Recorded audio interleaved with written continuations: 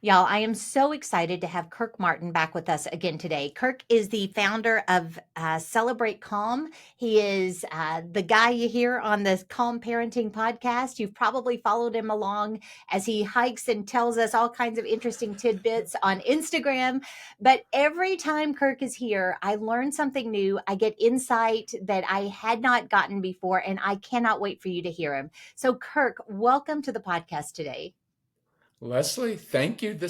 I love being on your podcast. You guys I always tell people, I was like, you have such a great balanced view.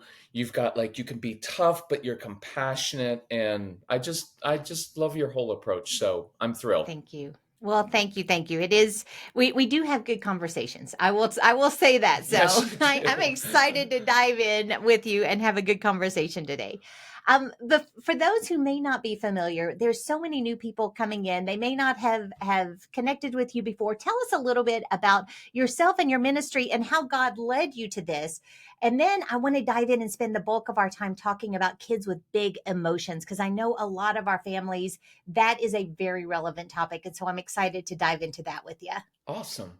Well, we had our son Casey was seemingly born with big emotions and a lot of fight in him. We always say he came out of the womb with boxing gloves on. Wow. And so I spent probably the first 7 or 8 years of his life just trying to change him Hmm. because and no, I don't think anybody will be offended by this if you have a strong-willed child. They're just difficult, challenging children. They want to do the exact opposite of what you want them to do. These kids are stove touchers. They learn best by touching the hot stove. And the more you tell them not to, the more they want to put their face instead of their hands on it.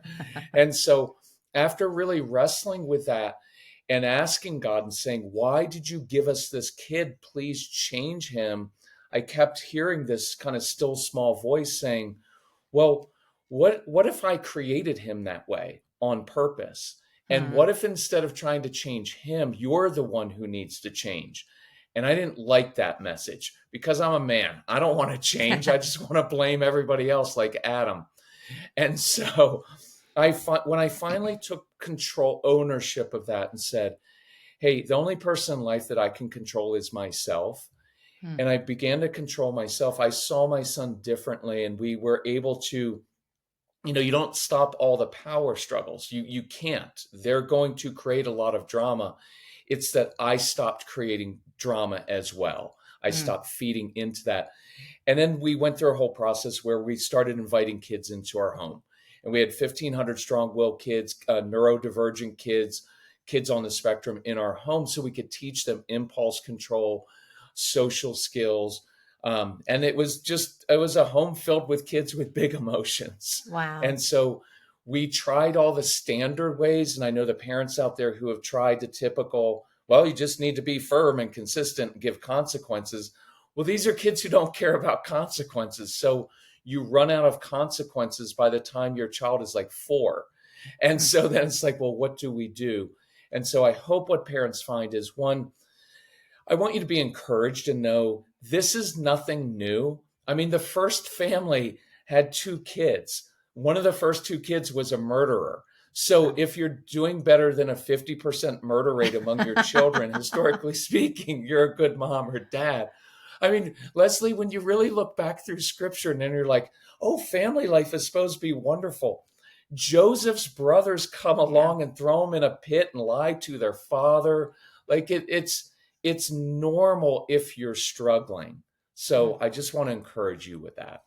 Yeah, and I appreciate well, first of all, I'd never thought about the 50% murder rate. I think a lot of us have something to celebrate now that we Yes, hadn't exactly. had before. So thank you for that. We put that up on our walls to celebrate there when we're Exactly. having a bad day. But but more seriously, I know that a lot of parents do struggle with guilt. They when their kids are struggling, we, especially as moms, I don't know if dads do this as well, but as a mom, if my kid is struggling, I am immediately laying that on myself. This is something I am doing Mhm. wrong. And so I'm constant that actually makes me more anxious to try to fix it. I'm just like grasping at straws to try to figure out what to do, which exasperates the situation. So my question for you is, for those who think like me, who tend to internalize and think that I'm doing something wrong, is it always, I'm sure there are, this is a complex answer, but is it always that the parent is doing something wrong if we see our kids with big emotions and struggles in that way? Or, and you actually alluded to this, so I'm setting you up. Is this normal and the way that God created some kids? And so we have the opportunity to really engage with them how God created them. Yes, it's normal. And if you think about it, we're we're not responsible for our child's behavior. No, any more than God is responsible for ours. Because Hmm. look what we as humans do literally every single day. And if you follow that logic, then God is a horrible father because look what his kids do, Mm, right? So our responsibility to our kids is to model it and to work on ourselves, because as you alluded to, the more you try to fix situations, the worse they tend to become. So give yep. parents a challenge today, because this will happen in within 5 minutes of you listening to or watching this podcast.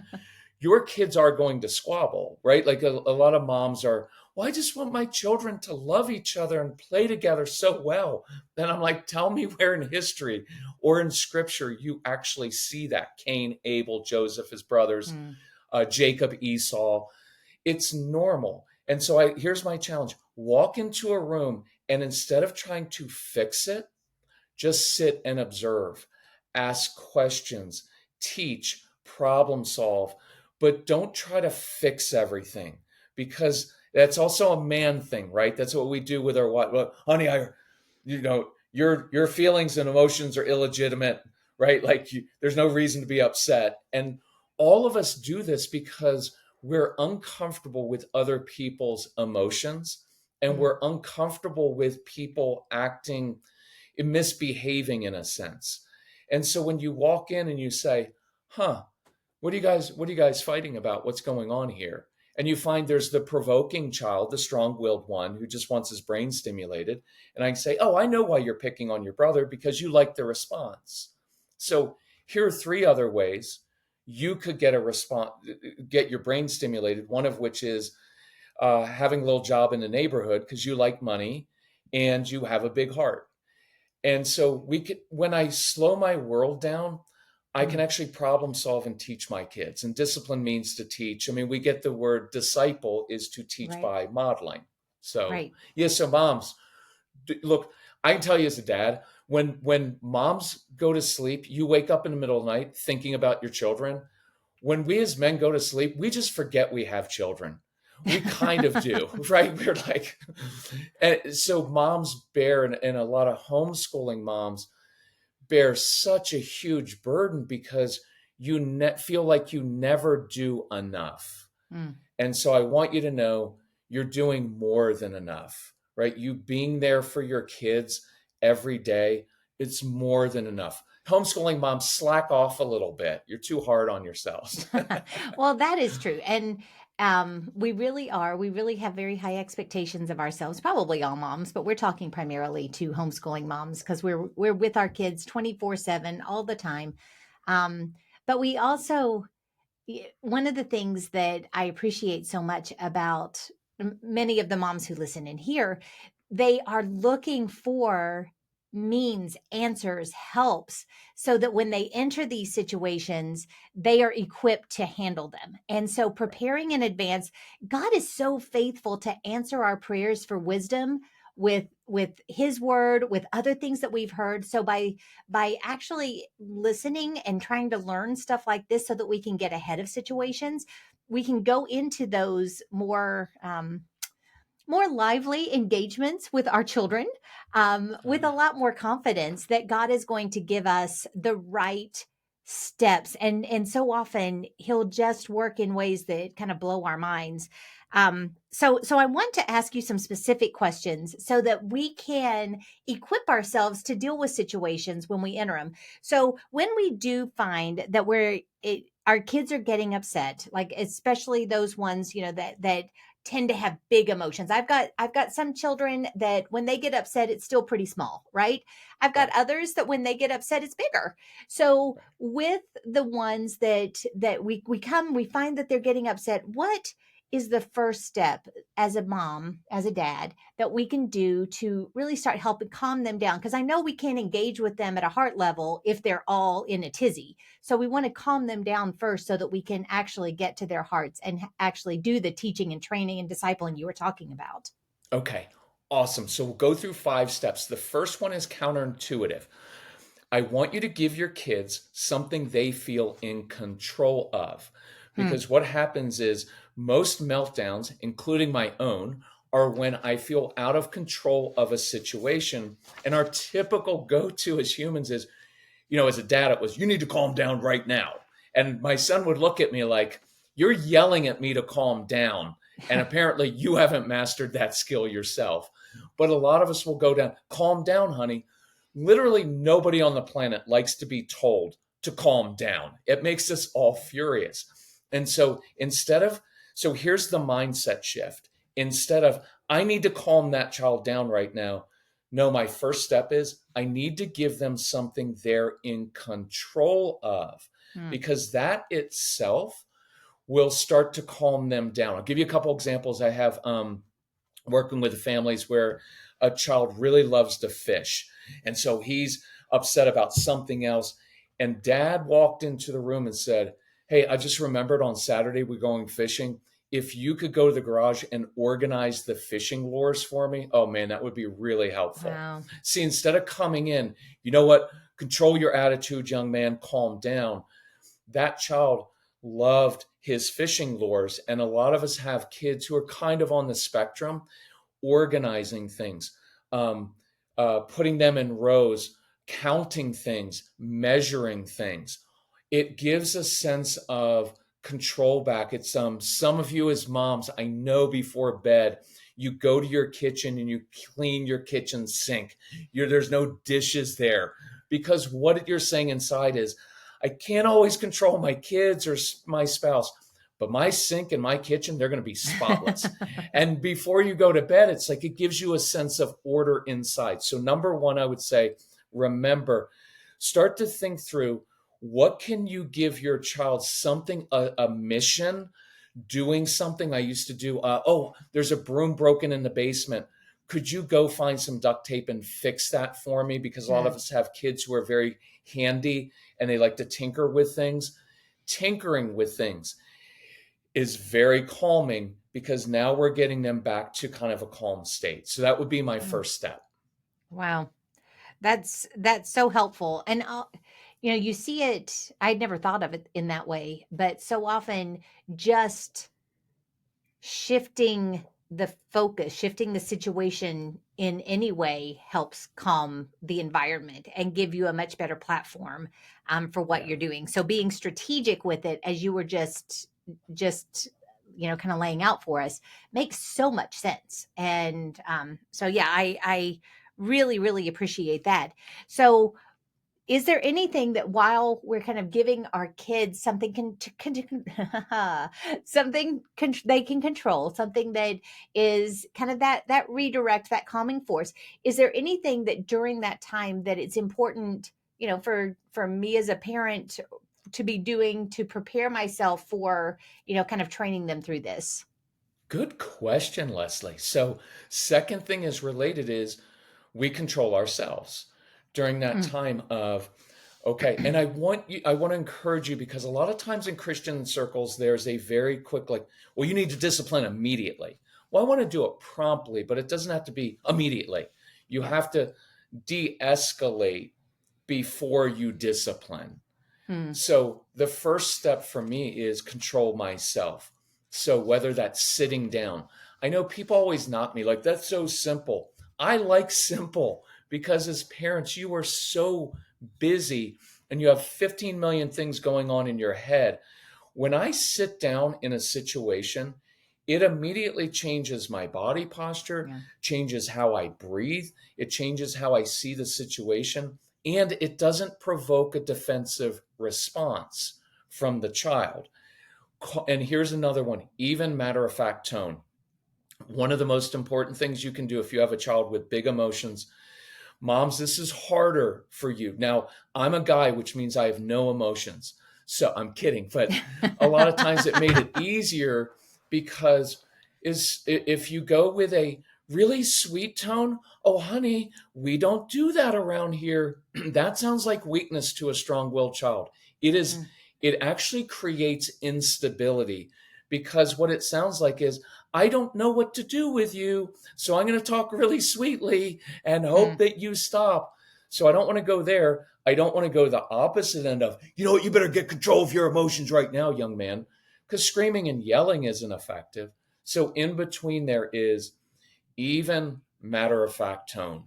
This tone, and you can even feel kind of in yourself, there is a grounding aspect of it mm, because it says, I'm in control of myself.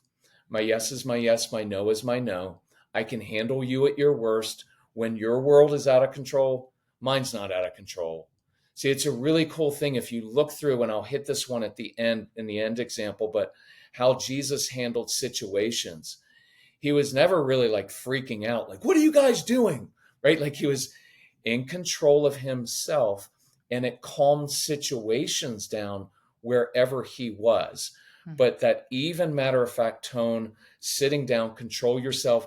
Maybe today, try doing the opposite of what you normally do. Because if what you normally do is not working, well, sit down and just talk like this and just experiment. Watch how your kids respond to you when you use that tone of voice. And by the way, moms and dads, this will help with discipline immensely Mhm. using this tone of voice. Yeah. Well, and the other thing I was thinking of as you were talking, eh, taking the time to calm yourself, to collect yourself, will also keep you from saying something that you can't take back. And that is i- in a world where so many are carrying the weight of words that were spoken to them, Hmm. it's really, really important that as parents that we are mindful of the power of our words, not just our actions, but our words can leave a mark and fundamentally change the way our children see themselves and the way that they react and so on. So taking that time to calm yourself will also prevent a whole lot of those just lashing out with things that you would give anything to take back. That's really good, Leslie. I'll just say it this way. Moms and dads, give yourself permission to not react immediately. You don't have to address it immediately. Mhm. Even taking 3 seconds before you speak, 3 seconds is a long time. So awesome point, Leslie. Leslie, you're Well, so good. I learned from you while I'm doing this. This is so well, awesome. see, I have the benefit of having made a lot of mistakes in my life and now Me as have the well. hindsight to see. So That's see why it we're all all. here. Exactly. The Lord uses a lot of things. So we've talked about control, giving the child control, calming the parent. What is the next step in really helping our children deal with these big emotions and taking advantage of these situations? So another calming tool is this phrase: motion changes emotion. Hmm. I like using movement. These are strong-willed kids. These are action kids. You try putting them in a timeout. I want to see you videotape how many times you have to sit them down in that chair. It's just not going to work. You know that I don't want you to feel guilty for these things, right, moms? Especially moms, because you try these things, like, and everybody's going to say, well, just put your child in timeout. Well, you've got a child who came like running out of the womb. They're not going to sit. And it's okay that the traditional things don't work. It doesn't mean you're doing something wrong. It just means you have a child that needs a different tool. So our son, as Leslie mentioned, like if you're on an Instagram, we just did a 22-mile hike yesterday. I asked Casey this morning, I texted him, he's like, I feel great. You can't wear that kid out.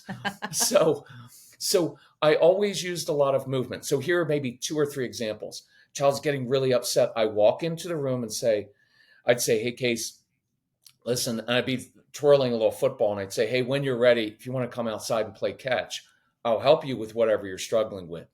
Hey, I can tell you're frustrated. I'm going to dump the Legos out. When you're ready, if you want to come in the living room, I'll build a Hmm. really cool spaceship with you.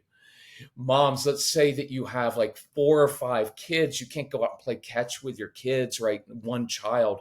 But you can say, oh man, if ever you would be frustrated too, listen, could you get that jar of spaghetti out of the pantry for me? Do you think you could get that top off for me? Even giving them one small, I wouldn't call it a chore, but a mission of some kind to just move out of the place where they are over to the pantry. I would brainstorm with your spouse maybe this week and say, hey, could we set up maybe 5 go to activities for this child? It could be because many of your kids are very physical. Here's a great one. Oh, I just remembered. And I use that one all the time. Oh, I just remembered. It's fake. It's just giving me like 2 seconds. Am I remembering? Oh, I just remembered. Dad didn't get all the mulch moved or topsoil in the backyard. Do you think you're strong enough to move that for dad? And then because the strong-willed child is like, I can do anything. Exactly. Right. And they like the physical work. Hmm. A lot of these kids know your child. So if you have some go-tos of something they can do in the garage, in the backyard, that physical movement and moving, pushing, pulling something, an obstacle course. Oh, bet you can't. You know what? Before work today, dad hid a granola bar or something in your obstacle course. Bet you can't find it. Well, now I have a mission to do. And kids, I learned with our son, he's always hungry. On our hike yesterday, he ran out of food. He's 31. I still pack extra food for him because he turns into a bear. And so giving them a mission of some kind using movement, Mm. that again gets them kind of to a calm state.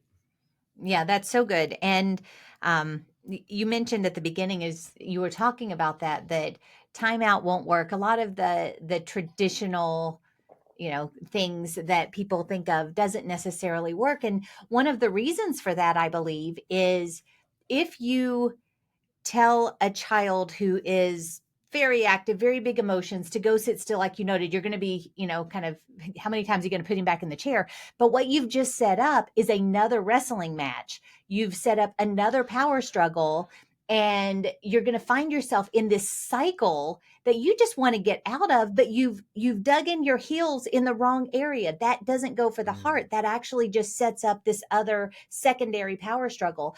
And so by living with our children in understanding and getting to know who they are, how God created them, and actually discipling and shepherding their hearts to that individual and not to some checklist, you're able to mm. so much more effectively discipline and parent your children biblically, and avoid these just ridiculous over nothing power struggles when you can actually do something much more effective to get the lesson that you really want to teach across.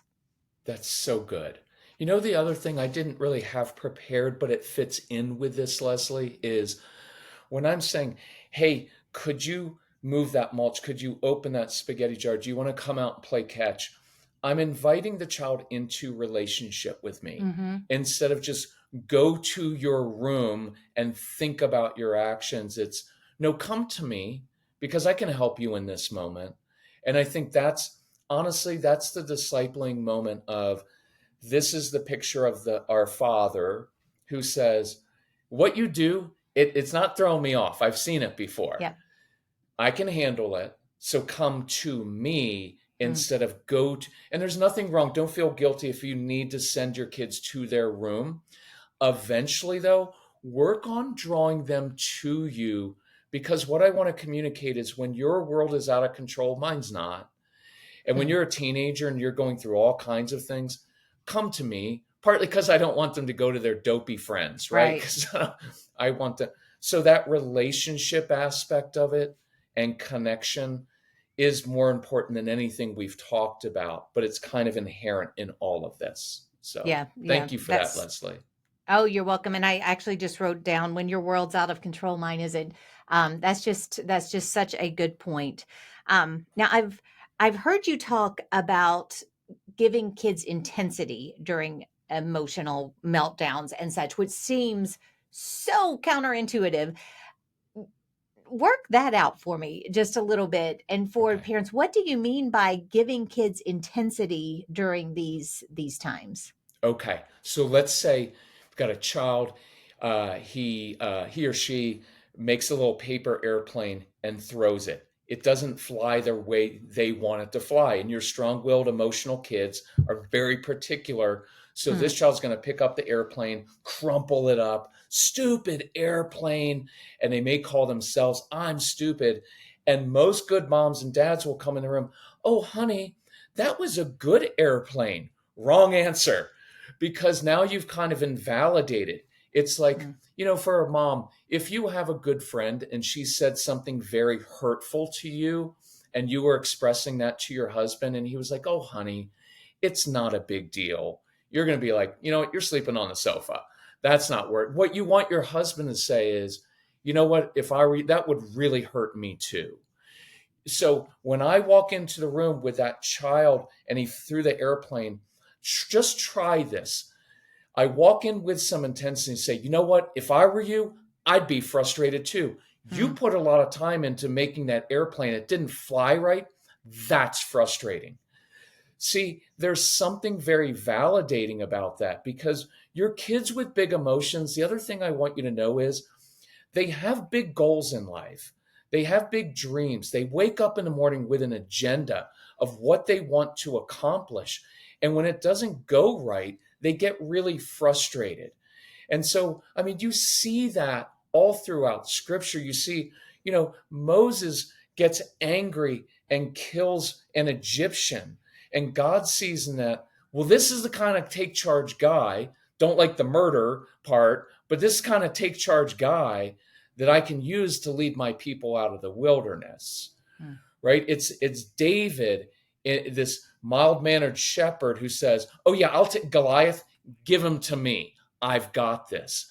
And so you have kids with this go for it personality.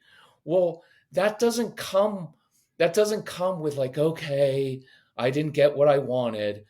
There's big purpose, there's big emotion. And so when I come in with like, "It's okay," my honest response is, "No, it's not. I Hmm. really wanted that plane to fly well and it didn't." And we get afraid of our kids' emotions. And instead, I would lean into it and say, "Yeah, that's frustrating, man. When your brother takes something of yours, of course that's frustrating." What I didn't say was, "So go hit your sister, go punch a hole Yeah. in the wall." I didn't say that. I just validated with intensity. And if you don't mind, Leslie, I'll go into number 5 because it's related to this, Yeah, if you don't absolutely. mind.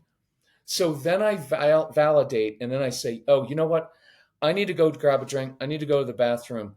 When I get back, we'll problem solve this. I'll help you Hmm. with it." Hmm. So, number 5 thing is space. Hmm. Give them space. No eye contact. I know everybody says get down, look them in the eyes.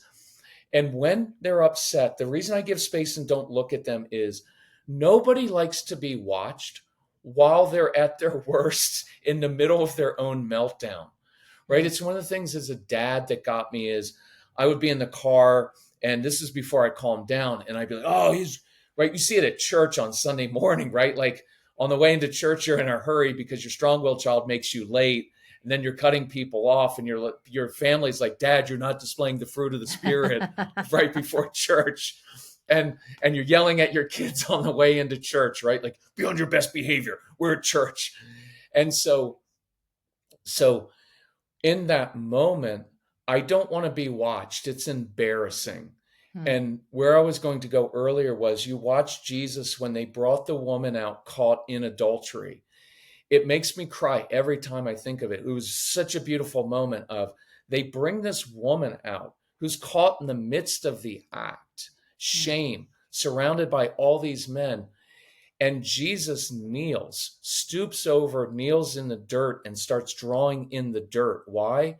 Because I think he was averting his eyes from, see, it almost chokes me up, from this woman's Yeah. shame.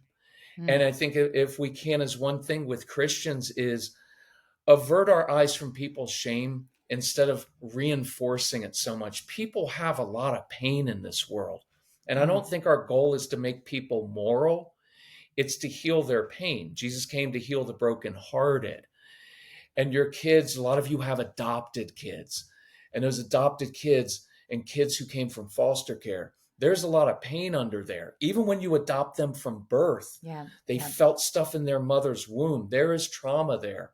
And so if you can, this is the advantage you have as Christian parents, is that extra level of, I avert my eyes from my son's shame in that moment, and I walk away and give him or her a minute to process that without me standing over them looking at them. It's a beautiful thing to do for your spouse, for your Yeah. kids, for other people. So Yeah. that's what I love that one, because I think when you come back into the room, you will find they're more regulated Yeah. and they appreciated that space. Yeah. Yeah. Well, it takes a minute, just like, we were talking about earlier, it takes a little bit for us to calm ourselves down. Well, you have to assume your child is a human too. They take a minute to turn off what has, welled up inside of them. Get a little bit of control, and by giving them that space, it is so powerful. I actually want to go back though. I want to double back to the fourth point, because I something that you said really jumped out at me because of actually some conversations that I've had with my adult kids recently. Um, and you're talking about positive intensity, and I want to lay that out a little bit more for moms.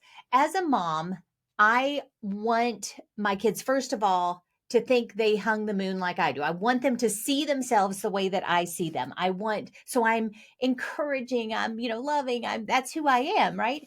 Well, I have learned recently, did not have this insight earlier, that for some of my children, that encouraging in those times when they know they have screwed up or things aren't going right or whatever is unbelievably frustrating for them Mhm. and undermining a lot of the other stuff. In fact, as we were talking specifically about teenage years at this conversation that I had, when I would do that to these guys who were becoming men, I was really undermining everything I wanted to see in them by, cheerleading them on when really they needed to be challenged. Mhm. They needed to have acknowledgement that, okay, that was a bonehead decision and you're going to pay Right. there are some Yeah. ramifications for that bad boy.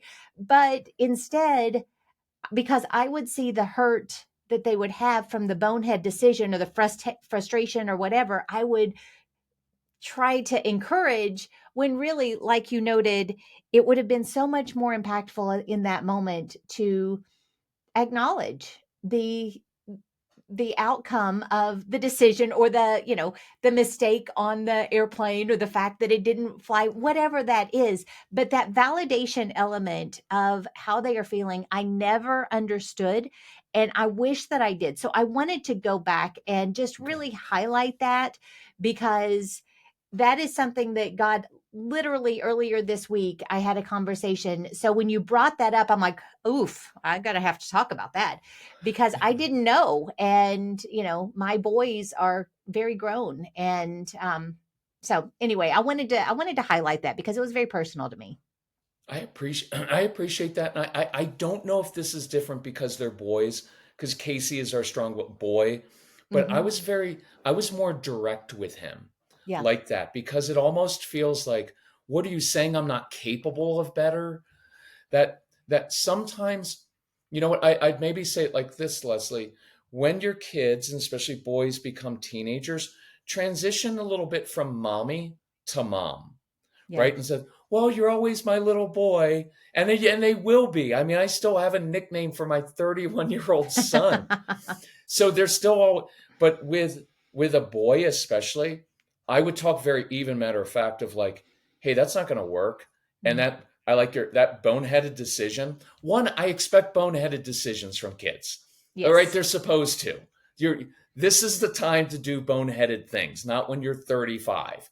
And so I'd acknowledge that. But I think, Leslie, what you're getting to also is in that more even matter of fact, validating kind of thing.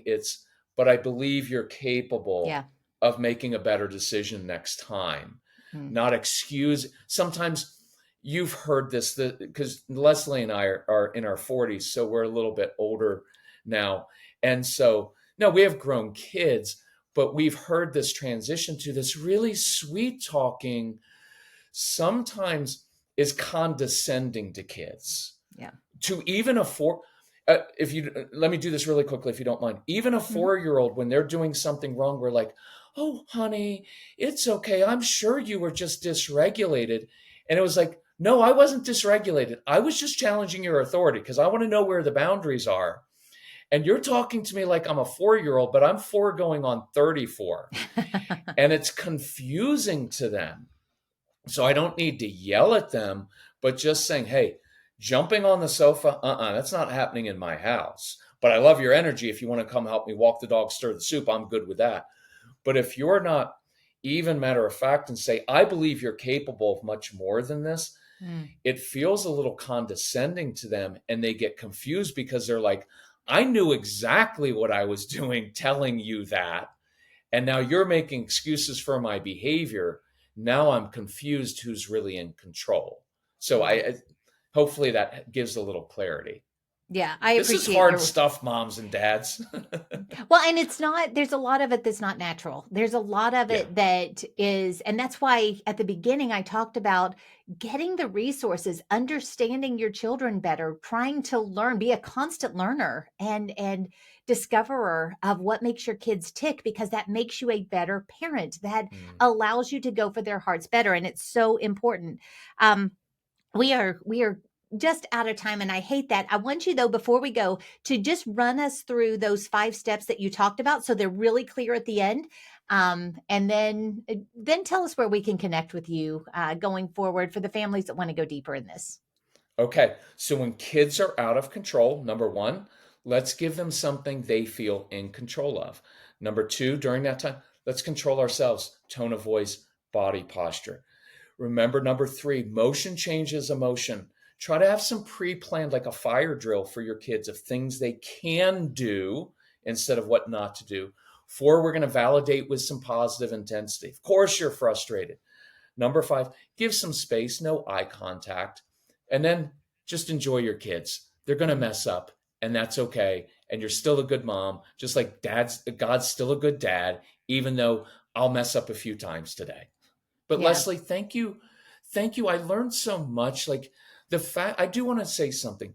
You have grown children who come to you now and you have these amazing talks with them.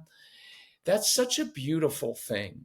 And Mm, so I just want to validate you. Like, you've created that environment where they can come and say, Mom, when we were teenagers and you did this, it's so beautiful. Now you're sharing all that wisdom with other families. It's awesome. So okay, if you want to find us, just look up the Calm Parenting Podcast. Um, I know a lot of moms will watch this video. Dads really like our podcast because it's a dad speaking and they mm. can relate to me being a big jerk and how I handle things. And so they're like, oh, I'm just like that guy. So you can find us at Calm Parenting Podcast on Instagram, Calm Parenting Podcast. I'm always in a Yankees hat to irritate people. And I interact with parents a lot actually on Instagram, which I vowed last year I would never do Instagram. And then God always chooses vehicles Hmm. that you don't want to do. And so that's why I'm Exactly. there by Well, accident. good. Well, Thank you, Leslie. I so appreciate your joining us, Kirk. It is always good to talk to you. It's always insightful. So I appreciate your time. To everyone else, thank you guys for joining us. I know that this has been an episode that you probably need to go back, listen to again, take some notes, really think strategically about what this looks like in the context of your family and your home. When you learn stuff like this, I really challenge you to not just gloss by it. If you want to truly parent biblically and educate excellently and be the mom or dad that your kids need, that you were created to be, then invest the time to really think through stuff like this so that you are prepared when these situations come up and you're not caught off guard. So you're not reactive. You're actually you're following kind of the plan of action that you put in place with understanding of your children. So I encourage you to take the time to do that. If you've not yet subscribed to the podcast, I also encourage you to do that. Every week we bring you information like this that I promise will help you as you parent and educate your children. It is our desire to serve as many families as possible. So subscribe to the podcast and then share it with your friends. We just really love being able to engage with families like yours this way. And then we would love to see you at a Teach Them Diligently event in the spring. We'll be in Dayton, Ohio, Pigeon Forge, Tennessee, and Branson, Missouri in 2025. So hope to see you there. Have a great rest of your day, and I look forward to talking to you again real soon.